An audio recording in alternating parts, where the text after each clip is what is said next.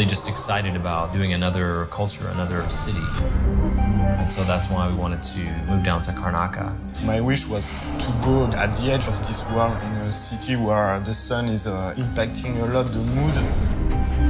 And it was allowing us to create some weird atmosphere and to twist things. I proposed Karnaka because to me it was really, really different. It's closer to the equator, there's more vegetation, it's more of a blended culture. The atmosphere is way more dense. It's based on a photo trip I did in Long Beach, Los Angeles, where at sunset the sun makes the atmosphere coming really thick. The sun is super weird. As we talk about the dances, the foods, the songs, the different weather, how wealthy people would go take in the sun on the beach to sort of cure their maladies. One of the things we also talked about was the demographic of where the various people came from. It's really important to build the history of a city. So we've started 2 centuries before the action takes place. In my imagination, there were natives on this island. And then I imagined a wave of settlers from Morley, which is an island that we never visited in Dishonored. These are this tall, blonde guy. They are bulky. They've started a small village with the natives. We decided to bring some people from Bristol, from Dunwall. They split the island in 2, making a huge canal. It was making a direct link to Dunwall. That means people from different countries working together, fighting together. It was a nice setup for the story of the game. So we were done with the shape, the landmass around the city. It was time to bring this industrial flavor that everyone was in love with in Dishonored 1. I was pushing to have something really unique. So that's why we have this giant peak. What if we have wind that goes through this giant peak and have shaped a wind corridor? My first idea was to set up silver quarries there.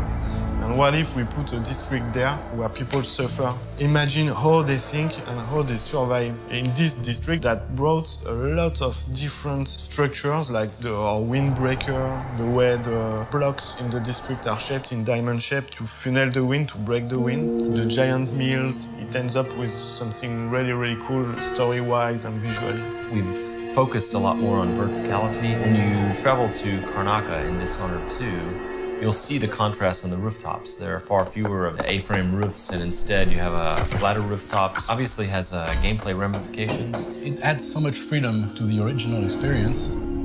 Now you can access the roof with blink, balconies, or you can take the stairs, or you can climb on the light poles. The fact that you have more space to play in, I think it's a good thing.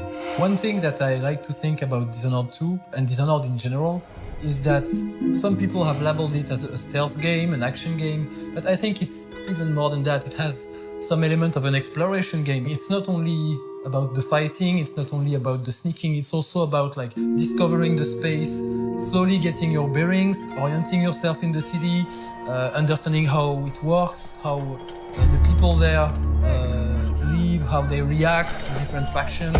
The fact that there are neutral factions also allows the player to explore without fearing to be attacked, which is a good thing because the artist has done such great objects, totally typical to Dishonored. At Arkane, we focus a lot on the really small details in the world. You can sneak, enter apartment and review what's there. For example, the typewriter that everyone is loving. People really love when it's functional, and now if you press spacebar, you hear the sound, you see it moving. We design each object so they can be built in real life.